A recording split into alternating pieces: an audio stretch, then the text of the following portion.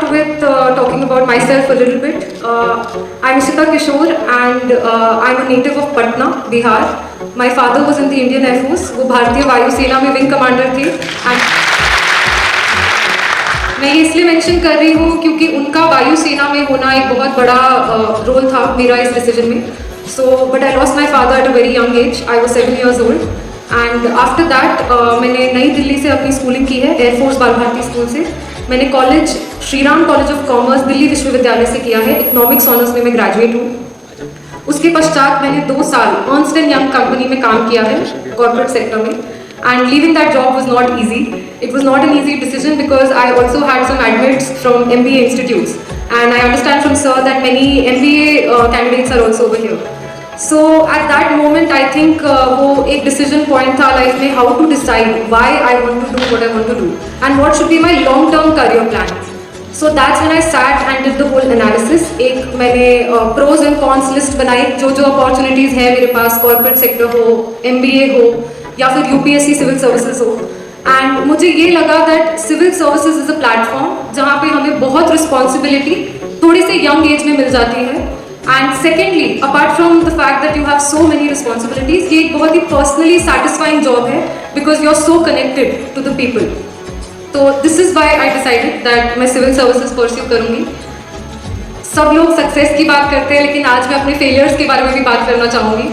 First 2 attempts I did not clear the prelims stage और ये बहुत हार्ट ब्रेकिंग मोमेंट था मेरे लिए.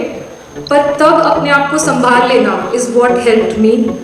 तब 3 principles पे वर्क करना. First is humility. अपनी गलतियाँ ढूंढते रहें, आप जिस भी फील्ड में हैं, whether it is entrepreneurship these days या MBA के बाद प्लेसमेंट्स है या सिविल सर्विसेज है, अपनी गलतियों को ज़रूर ढूंढें और कॉन्स्टेंटली ढूंढते रहें. आई स्टार्ट वो एक प्रीलिम्स की क्वेश्चन पेपर के साथ मैं लगातार हर रोज़ 1 साल तक बैठी हूँ और रोज़ नई गलतियाँ ढूंढने की कोशिश की है. जब गलतियाँ ढूंढेंगे तभी सुधार पाएंगे. That is why humility is very important. Second principle is consistency. No matter what the result, जो भी रिजल्ट आ रहा है, अगर आपका गोल फिक्स्ड है, मुझे ये पता था कि तीसरा अटेम्प्ट मुझे देना ही है, तो there is no point in crying and not doing it and saying कि मेरा मन नहीं कर रहा, so many failures. Move on. It's okay, आपको बुरा लग रहा है बट डोंट सिट उस फीलिंग के साथ, आगे बढ़ जाइए प्लीज़. तो second is that consistency. We all have a lot of personal problems. सबकी फैमिली में होते हैं, सबके पर्सनल सर्कल में होते हैं, बट डिस्पाइट ऑल दैट अगर आप 7 से 8 घंटे रोज पढ़ रहे हैं तो रिवॉर्ड्स आपको मिलेंगे. Third principal is the discipline. I think मैं एक आर्म्ड फोर्सेस फैमिली से आ रही थी, तो ये एक स्किल था जो मैंने बहुत जल्दी लाइफ में सीख लिया था. एंड इसका मतलब यही है कि आप जो काम कर रहे हैं उसको आप पूरे मन से करें. अगर अभी मेरा ब्रेक है सो आई शुड नॉट वरी कि मैं पढ़ूँ, मेरी पढ़ाई मिस हो रही है. ब्रेक है तो ब्रेक है, और पढ़ाई है तो कम्प्लीटली फोकस ऑन पढ़ाई. इट शुड नॉट बी कि आप साथ में मतलब लेक्चर्स देखते देखते साइड में यूट्यूब चल रहा है, कुछ और डिस्ट्रैक्शन हो गई. जब जो काम कर रहे हैं आप अपना 100% दें. स्कूल में भी इस स्किल से मुझे बहुत फ़ायदा हुआ क्योंकि I was a sports person. मैंने नेशनल लेवल पे फुटबॉल खेला है एंड साथ साथ मैंने अपने बोर्ड्स एग्जाम भी दिए. I played the Subroto cup in 2012 जब वो लड़कियों के लिए पहली बार हुआ था. पर ये बैलेंस तभी हो पाया बोर्ड्स के पहले क्योंकि जब खेलने का टाइम था तो फुल फोकस वहाँ था, लेकिन जब पढ़ने का टाइम था घर आके तो फिर ये नहीं होना चाहिए कि मेरा मन नहीं कर रहा या I am tired. If there is an exam you have to study. So that is the quality of discipline.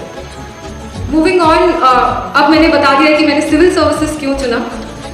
Prelims fail करने के बाद मैंने ये डिसाइड किया कि अगर एक और अटेम्प्ट देना है तो 2 फैक्टर्स पे चूज करना है.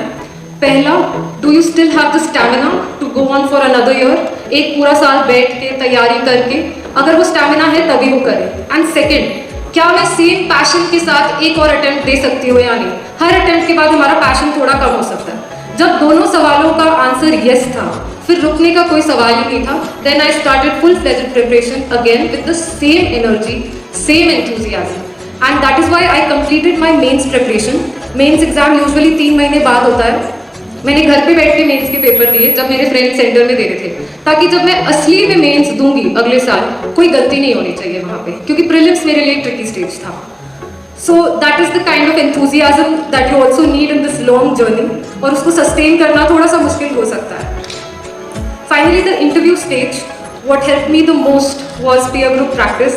So I always tell people that choosing the right friends in whichever जिस भी डायरेक्शन में है आप, अगर आपके सही दोस्त हैं जो आपको मोटिवेट कर रहे हैं, जो आपको ऑनेस्टली आपकी गलतियां बता रहे हैं, तब आपका इम्प्रूव करना बहुत ईजी हो जाता है, आपका सिलेबस भी डिवाइड हो जाता है. So please find those positive friends who encourage you in the direction that you want to go. जिस भी दिशा में आप जाना चाहते हैं, आपके फ्रेंड्स अगर आपको encourage कर रहे हैं तो please keep them close. And secondly, please cooperate with each other. You push them towards their goals, they push you towards your goals. क्योंकि ये एज ऐसी है कि अगर हमारा एक पॉजिटिव पीयर ग्रुप होगा तो you can go a long way. Similarly, that brings me to social media also.